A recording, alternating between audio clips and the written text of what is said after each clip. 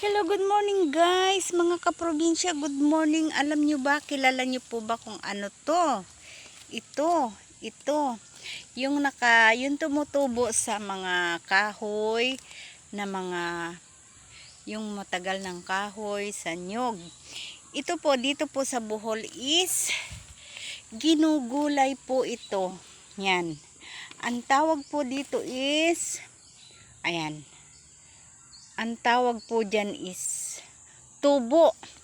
Kaya kukunin ko po to. Wait, papakita ko po muna yung mukha ko. Nakikita ba yung mukha ko? Kukunin ko po yan para ibigay ko sa aking nanay. Ipapagulay ko sa... Kasi gusto niya yan eh. Yan. Yan, kukunin ko po yan. At ang pangalan po niyan is tubo. Ewan ko sa ibang lugar, basta tubo po yan. Tubo.